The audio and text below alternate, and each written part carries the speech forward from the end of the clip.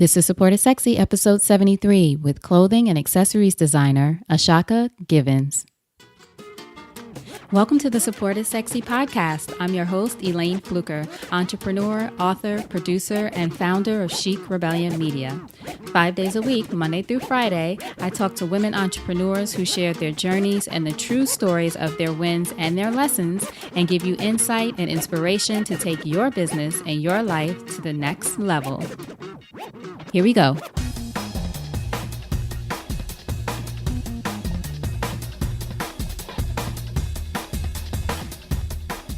Hi, everyone. Welcome to a new episode of Support is Sexy. I so appreciate you being here. You know, it just would not be the same without you.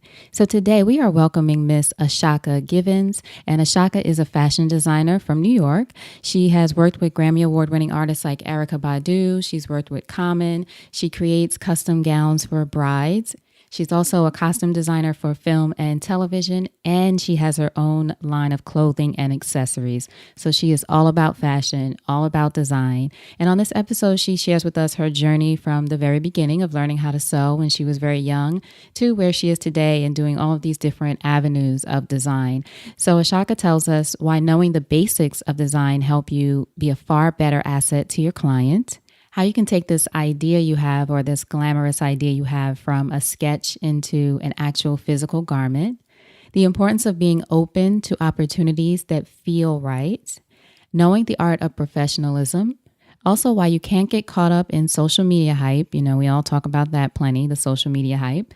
Also the dangers of being mediocre, which I thought was very interesting. The fact that mistakes are good. And she talks about her advice for young designers. So if you're into fashion, into design, or interested in any kind of career in that industry, or just this idea of really creating, designing, if you will, something that is a perfect fit for you, you'll enjoy this episode. So without further ado, Ashaka Givens. So Ashaka, thank you so much for joining us for an episode of Support is Sexy. I'm excited to have you here. Thank you. I'm excited to be here. Yay. Now, first question I ask everyone. When did you first fall in love with entrepreneurship? Probably a short time after my grandmother, she bought me actually my first sewing machine.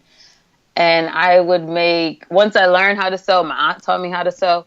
Once I learned how to sew, I would make me and at the time my best friend, Monique Brinkley, the matching double mint twin short set. So it was just like word got around like, oh, Shaka can sew. Shaka can make you anything. Then it was just like, okay, you want a short set too? Okay, let's go get the fabric. Wow. let's you pay me $20 or $10 or whatever it was. I don't know, maybe about 14, 15 then. And yeah, that was definitely what sparked it. Wow. Now, since that time, do you still do a lot of sewing? I know obviously you have company or manufacturers that work with you on your lines, but just do you still love it as much as you did at that time? Because at 15 or 16, you're doing it just for the love of it. Yeah, not so much the sewing. And yes, I do plenty of it. Oh my God. Mm-hmm. But I totally adore the manufacturers that I get to work with because they make my life easier and where I can design more and not so much the technical aspect of like the fitting, the sewing, the construction, all that. I can pass that off. But sometimes there's instances where a client might need something immediately and they have a certain budget and the budget doesn't allow for me to hire out to get extra hands on it. And it's just like, okay, Shaka, what are you going to do? Are you going to take this job or pass it off? And a lot of times it's just like, okay, you need this. So, okay, girl, you know what to do. I know you don't want to right now, or you may not want to stay up for the next 72 hours, but this is what you got to do. Now, a lot of I shouldn't say a lot, but nowadays we know of designers who actually don't know how to sew. It's just don't know how to sew, don't know how to sketch, don't know fabrication, don't know a lot. I teach a lot. I teach from time to time as an adjunct professor in fashion design. So it's like at FIT, or where do you teach?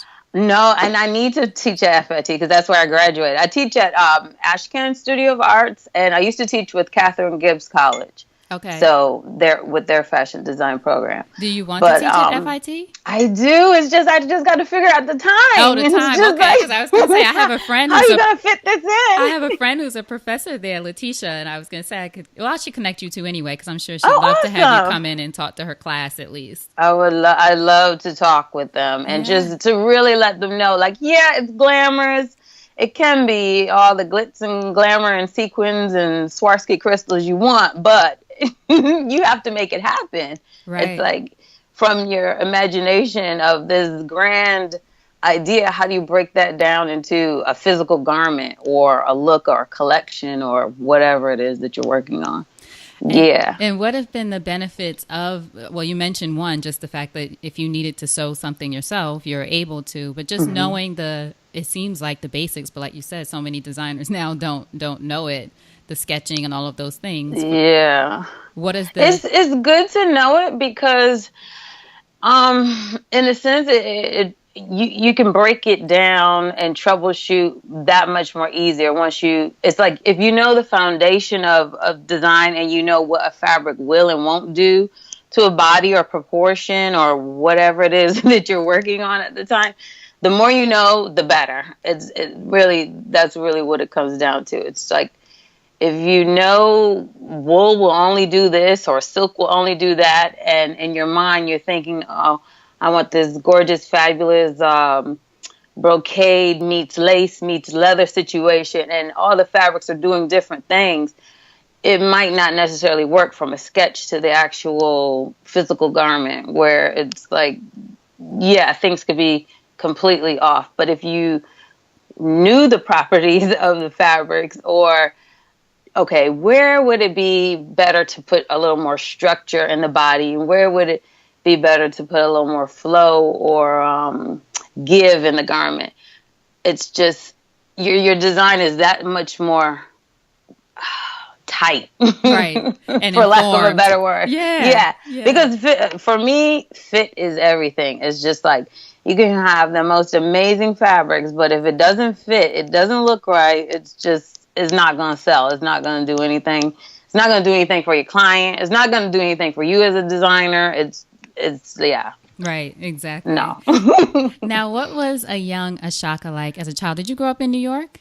Upstate New York. Upstate New York. So it was awesome, pretty awesome living upstate because it was just the best of all worlds. It's like you travel a few hours out and I'm in the country, in the rural, like with family, or I'll go to the urban sections and get my little city fix on and suburbia with like my grandmother and get that whole environment. So it was just, it was really like, I like how in hindsight, I like how it informed me as a person and just able to speak different languages and speak to different environments or, just able to communicate in different realms. Right. I appreciate that now more and more, especially with just, because I wear so many hats, and I guess it's all starting to tie in and make sense to me because I do fashion design. I also do bridal. I also do styling. I also do costume design. I mean, they're all kind of related under the umbrella of design, but each one is a different conversation or different realm. Yeah. Oh, yes. Yes. Dealing with brides is very different than, yeah. And I'm dealing sure, with an artist. Exactly. Maybe not. Exactly. I was going to say, it might be the same kind of bridezilla artist. Depending on the bride, depending on the artist. Right. Yes. Exactly. Now, who would you say were some of your greatest influences growing up? Obviously, your aunt who taught you how to sew. Yes. My aunt, my grandmother. My grandmother was definitely like the first entrepreneur that I got to just watch how she would talk with people, make them feel comfortable, run different businesses, run a family. You know, it was just like the balancing act. Like I really give it up to her. She's amazing. What kind of business did she have? Was it the sewing? No, nothing really to do with design. It was more so she did a lot of stuff in the community, which I totally appreciate. A lot of community outreach, but she also did things where she had a lounge where people can just come and congregate after their 9 to 5 and just decompress. And she had food, and my mom would tell me like she had my mom and my aunts in there working as almost like the barmaids. So it was just like she could keep an eye on her daughters, but she could also exactly and teach them, like it's good to, as a woman, own your own business and have your own money and connect with the community too. And has that been a part of who you are today? Has it informed who you are today? I would say yes, for sure. Definitely. Excellent. Now, when did your love affair with fashion begin? Would you say it was when you were making a double mint twin outfits? Or would you say it was some time later? Like, when did you know that what, this is that thing? I could really... Yeah. Definitely around then. Around that same time, I think there was this show called CNN. It was on CNN. It's called Style with Elsa Clinch. I don't know if you're old enough to remember that. I am. I remember. She had that bob. The bob. Oh my God, her signature bob was just everything. And I would watch it religiously with my mom. Like pull all her Vogues out, her Essence magazines.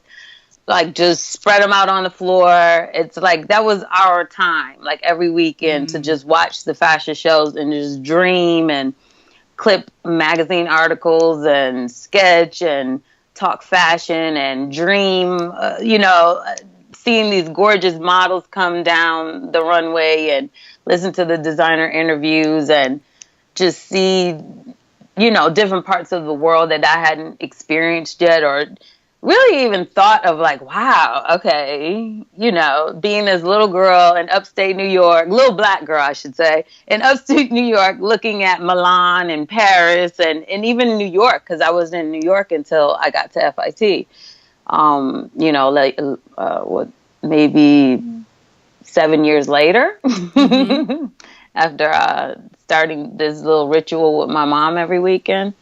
So yeah, definitely, that was definitely sparked it. Right. Yeah. And is that when you decided then that you were going to go to school at FIT, as you mentioned, Fashion Institute for Design? For sure. Yeah. I mean, I started upstate. I went first for fashion. No, actually, funny story. This was when computers really first began on the scene in like the 80s, 90s. And I was like, okay, I'm going to become a computer systems analyst. Yeah, right. I did one semester. I was just like, I had like, it's like one of those cartoons where they have the toothpicks under the eyes. It was just like, I could not stay awake. I just couldn't retain anything. I was like, this is just not for me. And then I would talk with one of the guidance counselors, like, what, like, they're like, well, what do you like to do? What are your interests in? I was just like, fashion. But I don't think my mom or anyone is going to really, believe that I'm going to make a living doing anything in fashion. So they introduced me into the fashion buying and merchandising program, which I studied and got a degree in. But then it was just like, even that wasn't it. It was just like, that's not like, that's cool and all. Like, no, learning floor plans and, how to do your business season to season. But it was just like, design, girl. It's like, hello, this is what you've been doing since you were little, like designing and touching fabrics and coming up with concepts and fitting and, seeing it from the thought in your mind to the sketch on the paper to the actual, like, seeing that smile come across someone's face where they're just like, oh my God, I look beautiful. And getting that back. And it's just like, yeah, fashion. So I studied fashion design first in Buffalo State, where they were introducing a CAD program. So I was still trying to like, okay, well, it's computer. It's just computer-aided design. Right. Yeah. Still trying to squeeze that in there. Still trying to squeeze it in there and make somebody happy. So I did that. And then they basically sparked my interest in studying abroad. And I was like, okay, why not go abroad? It was my first time ever traveling, probably my first time on a plane. Wow. And going from New York to England to go on a student exchange. So I studied abroad and studied tailoring techniques and couture design techniques, and then came back, went to FIT. Was that for a finally semester? Graduated. Or that was for... It was like... or in between? They have this thing called like a 3-1 program where you go to 3 years at one college and then you come to FIT for your final year, and then you come out with a bachelor's in one, associate's in the other, almost like a major minor. Wow. I don't know if they still offer that program, but it was an awesome program. It kicked your butt, because it's like when I got to FIT, it was an accelerated program. So you basically got 3 semesters in one. It was like no sleep, but it got you prepared for what was really to come, with working after you left school, the comfort of school. It was just like, I don't know. It kind of trained me and got me ready for those 72 hours of not sleeping sometimes with jobs. Right, exactly. I don't know. And the fact that you changed, I love this fact of the story where you were trying to sort of fit something else in, or sort of make yourself fit into this other thing, and it just wasn't happening. And then eventually it evolved. But then look at the opportunity that you got once you finally made that change. You got to travel internationally. I'm sure you've done it many times now, but early on, getting to be a part of this exchange program that exposed you to some other things that being a computer analyst might not have at that time. No, definitely not. Now, what would you say was the first step for you then, after all of that, in launching your actual line, your own designs? So when I graduated FIT, I started in menswear design, which was really cool, and I loved it. But then Miss Badu came on the scene. This was her first album, and one of our mutual friends, Elayne West, which is one of my besties, she's a jewelry designer. She's just like, you should make something for her. Like, she gave me an advanced copy of Baduism before it came out. So it was like, what is this? It was just like the freshest sounds on the scene. Like, nothing was sounding like it. It was just like a breath of fresh air. Like, yes, I need to find this woman. I need to design something for her. Yes, yes, yes, yes. So I designed, the first piece I designed for her was a denim patchwork dress. And Lorraine took a picture of it over to her. And like with the note saying, how her music inspired this particular piece. And I was just like thrilled that she was doing music like this. And it was just like, thank you. Just my thank you to her. Like how Solange now is just amazing.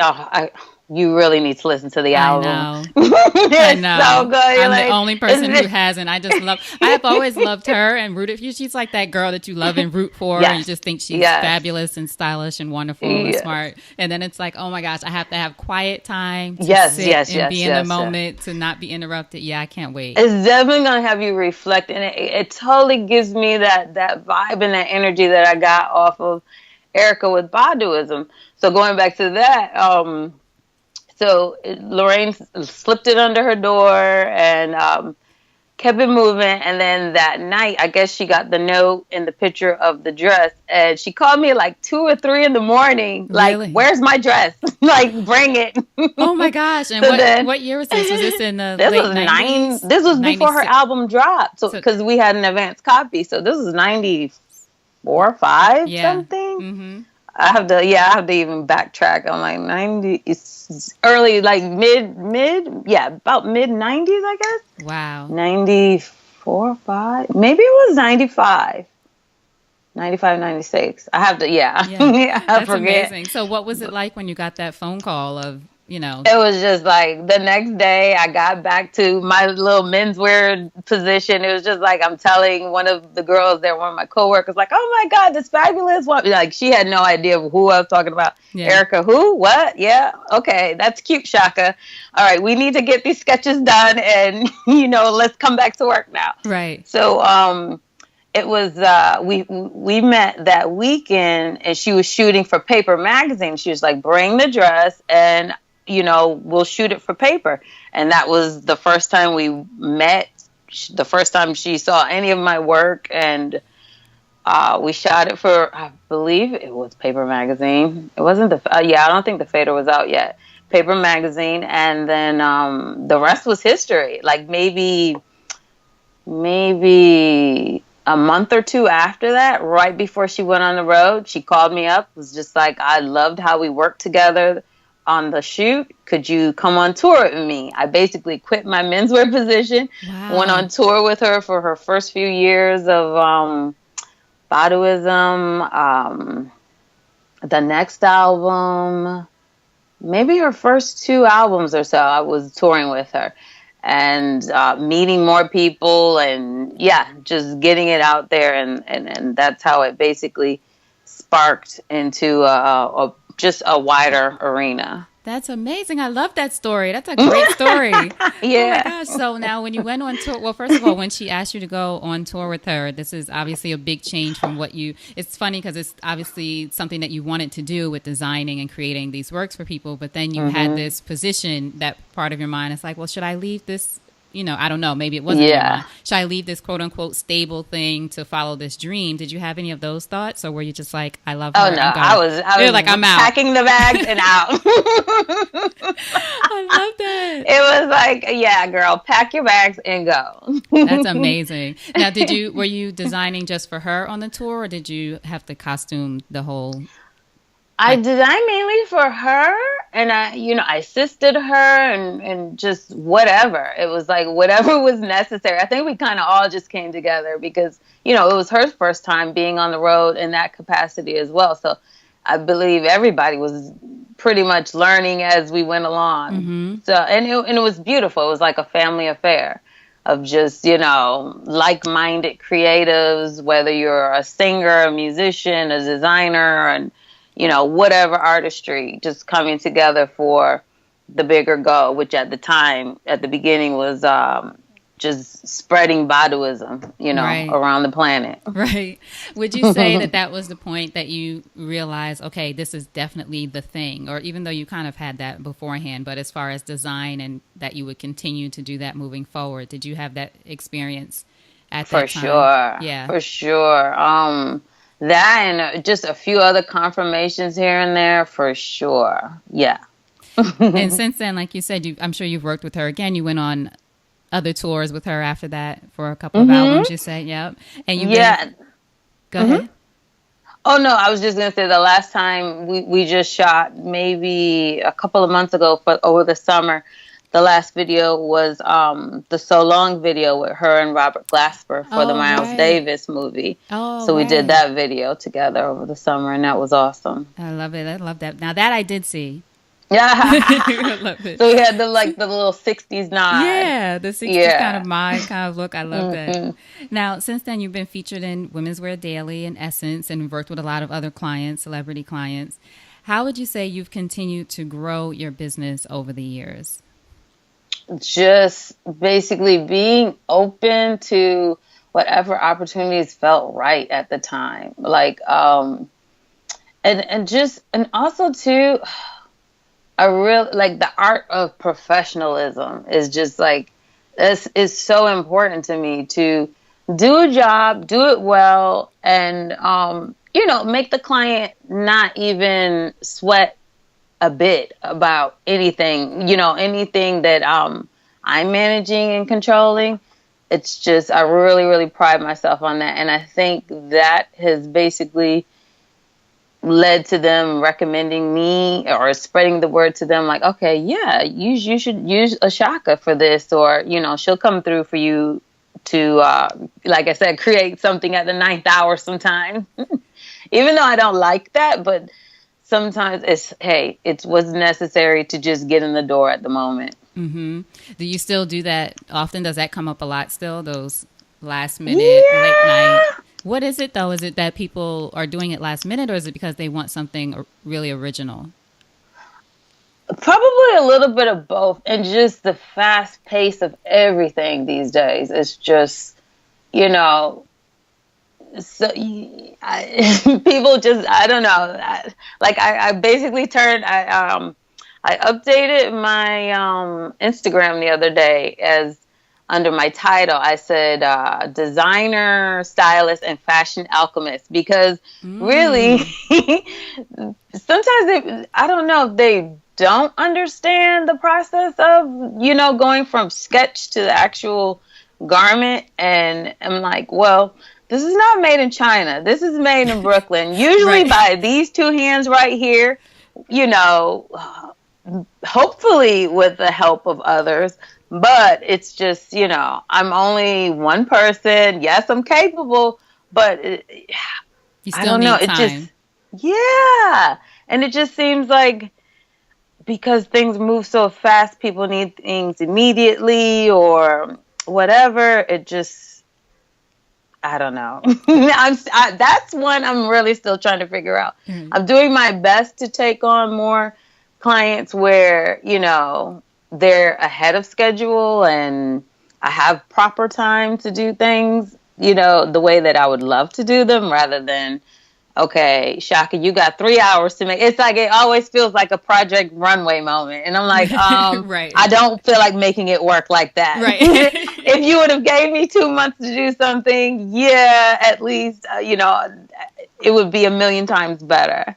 Not to say that it's going to come out back, because a lot of times I'm even surprised, like, wow, how did you even pull that off? Right. Like, yeah. It worked. It didn't fall apart. I love that. Like on Project Runway, sometimes the dress will like fall apart. Oh, yeah. Oh, my goodness. Now, would you say that you work primarily with individual clients right now, or do you, because I know you've expanded your line. I see your beautiful hats behind you. Other people won't see. Just want to take one off the wall. But I know you've expanded to include other accessories. Would you say, though, working with individual clients is more of what you do or want to do, or moving in the direction of your individual lines? That's the hard thing. It's like, I like it all. Like I do costume design too. So I had the opportunity to work with Julie Dash, which is just like, that was like when I got to work with her, it was such a full circle moment, because I remember watching Daughters of the Dust and just like, oh my God, who is this woman directing this amazing story that is just tugging at my soul and my heart right now? And then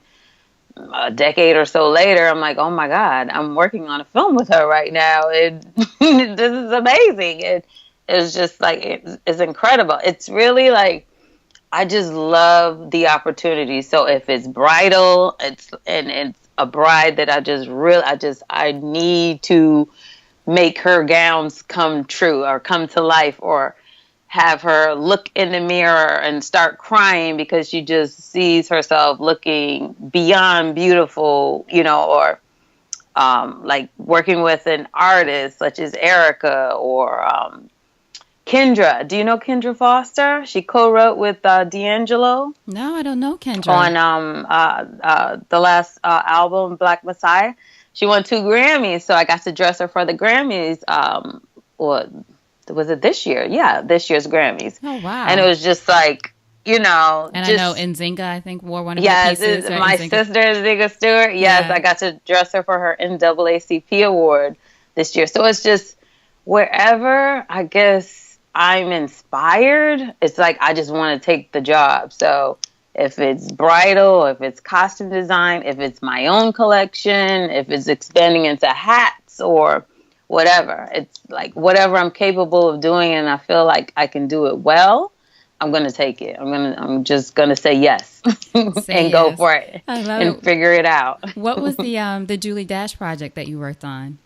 Oh, it's still in production, so we're still working on it now. It's called Travel Notes of a Geechee Girl. Nice. And it's the story of it's great, but it's sad because she just recently passed maybe 3 weeks ago. It's the story of I'm about to cry. It's the story of this amazing writer, culinary griot, Vertime Grosvenor.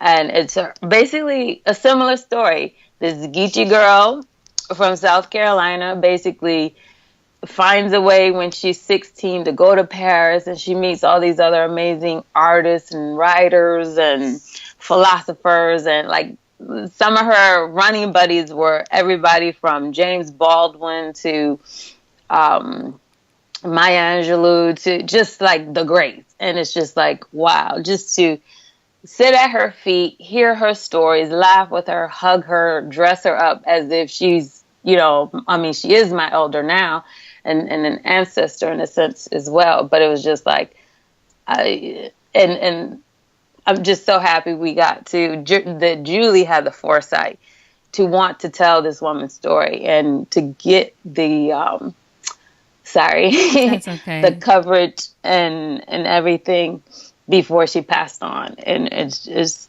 going to be such a beautiful movie when it finally does drop. I'm not sure where Julie is with it because I think, Berta Mae's passing kind of, threw us all through the loop. And, right. Yeah. Oh, I'm so sorry. That's okay. Thank you for sharing that. Yes, of course. Make sure people can know about it. Yeah, it's such an inspiring story, especially in these days and times, to see that there's so many stories. Like, I love that you're doing this, Elayne. Like, it's just incredible. I was like, oh my God, she features women like every day of the week. Yes. Yeah. Sign me up to be a part of that. Heck yeah. And it's just like, we don't get the spotlight shined on the positive enough. And it's just like women like you that do that, women like Julie that do that.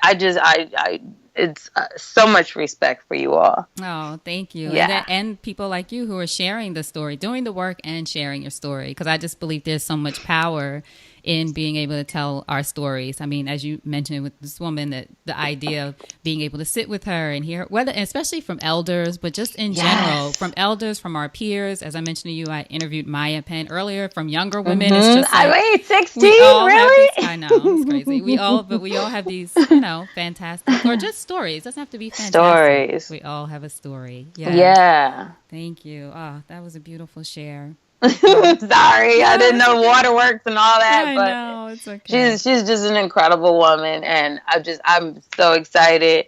I don't know when exactly the date that this is all going to be, finalized, but it's just we've been working hard for a few years now on this documentary, so I'm super duper excited that this woman's story is being told. Right, and that you're a part of it.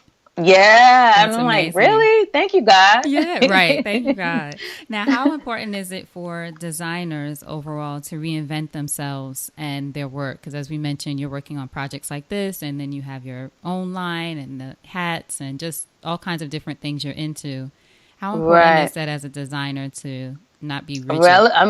Relevancy is so important, especially with social media these days. It's like you really have to stay relevant and just remain in front of your audience in some way, shape, or form. How has social media changed things? Just because someone like you, like me, we've been in industries before social media was even a thing, and now it seems like it's everything. It isn't, but it seems like it. It's so not. It's so not. It kind of caught me up for a little bit, and I was like, "Wait a minute, what, girl? What? Like, stop! Like, it's gonna be okay if you don't put that post up today or tomorrow. Like, it's gonna be fine." Mm-hmm. For me, it's really just, okay, don't get caught up in the hype. More so, what's the quantity of, or the quality of the content, besides, how many posts? Like, is the post relevant? Is the post saying something? Is the post, adding to someone's life or just elevating, not just fluff or... Okay, one more post on the same old. It's like, okay, don't be tired. Don't be mediocre. Like, okay, let's elevate a bit here. Right. Let's use these platforms, just to their highest potential. I love don't be mediocre. No, why? There's too much mediocrity already. Exactly. Don't be mediocre posting or doing what everybody else is doing just because everybody else is doing it. I'm so against the cookie cutter, mediocre, just generic, same. It's just like, that's why I love fashion, I guess, and style so much, because you can communicate and you can express and you can look and you can feel and, and also share by just like looking and feeling and communicating the part.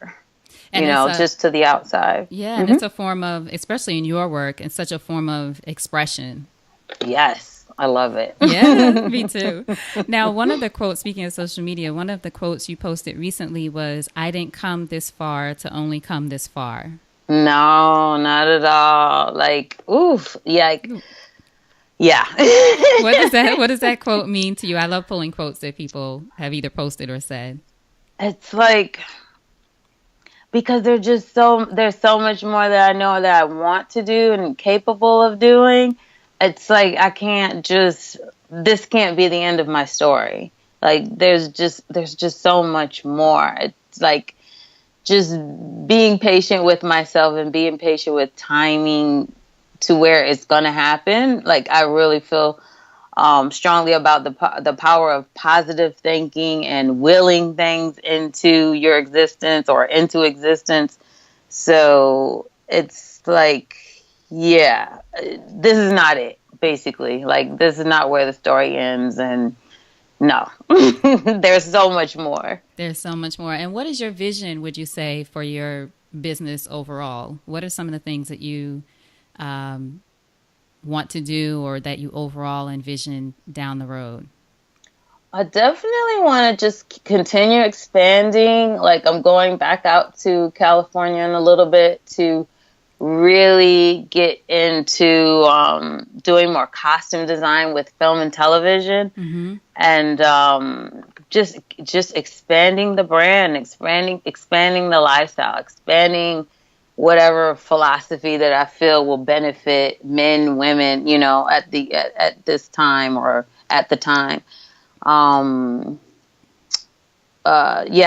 Really just expanding the bridal, expanding into more costume design gigs, expanding the line into accessories. I would love to expand, of course, into home and even into food. Like I always, they say, okay, well, if you weren't doing fashion or you weren't doing your passion or whatever, what would you be doing? I love food. I love, I'm vegan, but it's just like, I love good tasting foods, it's just like, so it's like, how would I expand into like some kind of a restaurant, concept? Now, if you could give yourself, your younger self, as a young designer, 3 pieces of advice, knowing what you know now, what would it be? Definitely keep going. Don't stop ever. Mistakes are good, even though at the moment it may feel like the end of the world and just like, oh my God, for real, this is what's happening right now. Right. But it's the best teacher. Like you just, hopefully come out much more wise than, going in and just, have just a better handle on the situation. And let's see, 3rd piece of advice, what would I tell my younger self? Like your group, Support is Sexy. Make sure you have a good support system around you. Seriously, Excellent. like whether it's like they call it the family, like your friends that are like your family, Right. Your family, God, keep God first, because there's definitely will be some moments that just straight up sideswipe you and try and knock you off. Make sure that your support group is strong and there for the right reasons, and also just have some personal alternatives there too. Even if it's like, if no one else is available because everybody's so busy these days, I know that I can calm my own self down and support my own self. Like, even if it's just running a bubble bath and putting on some music and just like, you know what, shut it down tonight. Like, Right. just shut it down, say a good prayer, go to bed, wake up renewed. I love that. Yeah. That's actually, it's funny. My next question was going to be, what does your support network look like? Yeah, those lovely friends, a lot of sister friends, Agape Spiritual Center, which I love. I love Dr. Bernard Beckwith and his wisdom. It totally keeps me focused when I'm having trying moments. Family, yeah. and just any outlets that feel good at the moment. If it's art, if it's music, if it's culture, just have your tools basically set and ready to go for whatever you might need. I think it's important what you mentioned too, that there's people and places that can support you, but also just knowing how to support yourself. If it's a bubble bath, if it's listening to Solange's album, whatever it is. Yeah, because everybody's so busy, and I know it's like I'm so that person where it's just like I really don't want to bother anybody because I know everybody's so consumed with their own going on. So it's like, how am I going to get through this without bugging anyone else? And not that, most times people will be like, girl, why didn't you call me? Right, exactly. Like, you have to push yourself to do that, right. Get the support you need, but there are ways too, like you said, that you can lift yourself up. It might just be a good night rest sometimes. A good night, a lot of times. I know, that happens to me. I'm surprised. Yes, I'm like, I'm just going to bed. I'm just going to bed. I'm just not. Turn it off. Wake up the next day like, okay, let's start over again. Let's start over. What is the greatest lesson having a business has taught you about yourself as a woman? Probably just the strength, the strength and perseverance that I didn't even know I had at some moments where it's just like, wow, you came through that and you still want to do this. So you obviously must really love, doing what you do. So, okay, keep going. It's almost like you surprise yourself, right? Oh, completely. A few moments where it's just like, you know what? I am done. I'm through. Yeah, we're going to go become that computer systems analyst after all. Right. And then you keep going. You keep going. Yeah. That's when you know you really love it and you can't shake it. And, okay, this is just another trying moment. Just learn from it. Do better next time. Keep moving. Keep it moving. Keep it moving. Now, what are you most excited about today? I know you mentioned going out to LA. Is that sort of your focus now and looking at doing some more costume things, or what are you excited about? Partially that. I'm definitely focused about this new collection. I'm focused and happy and excited about this new collection, I should say. And where can people see your new collection? Is it on your website? Yeah, it'll be up November 1st, ashakagivens.com. Excellent. And we're doing another pop-up with my bestie Elayne and great friend Ali of A Noble Savage. He has amazing, amazing vintage. We're going to do a pop-up together in Brooklyn on the 23rd, 22nd, I believe that is. It's a weekend. But I'll have all that stuff listed on my social media and on my website for people to find out. But I'm excited about this new collection.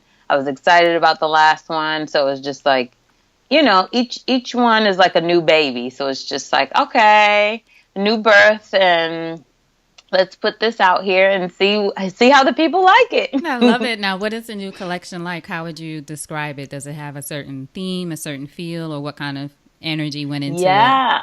It's kind of like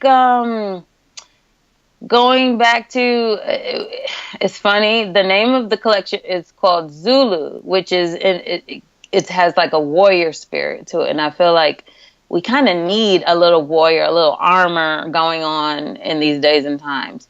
And it's also based on an old collection I think I did in the 90s called, it was like Zulu Baby. So it was just like, okay, we're, growing up now and we need a little more than just baby strength Zulu situation. I don't know what it was, Zulu Baby, what I was obsessed with then, but now it's just like, I'm real clear, like, okay, we need some kind of armor just going in these days and times. So Zulu, meaning that warrior spirit, it's like infusing that into the collection. So a lot of vests and hats, where the hats and the crowns come in. Just, things symbolizing like protecting your spirit, your being, your physicality, whatever. But also, too, doing it in a chic manner. Doing it, with the spirit of warrior or warrioress, but you're still fly. Zulu is just like, you basically, you use what you have and make it beautiful, make it strong, make a statement, and definitely still promoting that individual woman or individual sense in a man. I love the warrior spirit part of it. Yeah, it's so necessary these days. I know. It really is. Warrior from the fighter standpoint, but then the first thing I thought about was the warrior pose in yoga too. Just a different kind of strength, like that sort of stillness and peace, but still strong. Yeah. Oh, yes. Excellent. Oh, yeah. Can't wait to see it. So I'll have links and everything to your website so everyone can find it. Now, in closing, if you think over your life and career and you had the chance to thank only one person whose support was critical to you personally or professionally, who would that be and what would you say? Oh, my God. One person. The first person I could think of would be my grandmother, because it's like she really sparked it all. Like buying that first machine, telling my aunt, you're going to teach this grandbaby right here how to sew. This is what she wants to do. Mm-hmm. I would really like just her being just such a professional woman, a giving, loving woman, a strong woman, making her own money, doing her own thing. Like that definitely set the tone for me. And I totally thank her, day in and day out for that. I love that. We love Grandma. So final question, how can we support you? I'll have the link to your website so everybody can go find you, but tell us where they can find you on social media and anything else that you want us to know about. Just really the website, ashakagivens.com, social media, everything is under Ashaka Givens. It's easy to search for. Come to the pop-ups where I can see you can see me, we can touch and feel all kinds of fabrics and play dress up, and it's like that's the best part. That's definitely something that I want to do in the future is have a physical location where I can touch and feel and interact and just kick it with my people. It's just like I miss that. Me and Elayne used to have a showroom on Gold Street in Brooklyn before all the gentrification came through, and basically it's like, okay, yeah, rent's too damn high. Wow. we gotta go and figure this out elsewhere. But come to the pop-up, sign up online so that you know when and where and what. I don't overdo the newsletters and the emails going out, so don't worry if you sign up you think you're not going to hear from me every day. Right. Just when it's necessary. I love that. Excellent. Thank you so much, Ashaka. I'm so glad we were able to make this happen. We did it. Yes, we did it. We were not deterred. The last word from you, what would you say is a parting piece of advice from you to our listeners? Just keep going. Really, keep your focus. Keep the tools. Have your tools of whatever it is that you need to keep going. Keep positive. Keep light. Keep good people, places, and things just all around you. Really, yeah. Keep going. Keep going. I love it. Thank you so much. This is fantastic. Thank you. Hold on one second.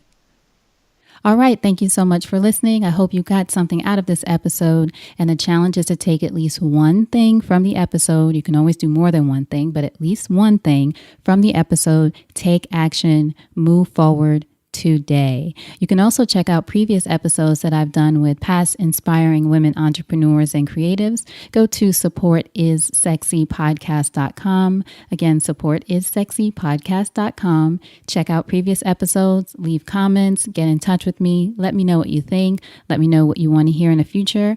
I am here to support you. While you're there, be sure to click the free resources button and check out some things that I'm offering completely free. That's why they're free resources, including an audio training on making brave decisions. You can also support me by leaving a review on iTunes or Stitcher, wherever you're listening to this. Let me know what you think about the podcast. Leave a rating. Hopefully it's a 5-star rating, but that would really help me and I would love to hear from you. So now, you know what to do. Go out there and create something sexy, and I'll talk to you soon. Take care.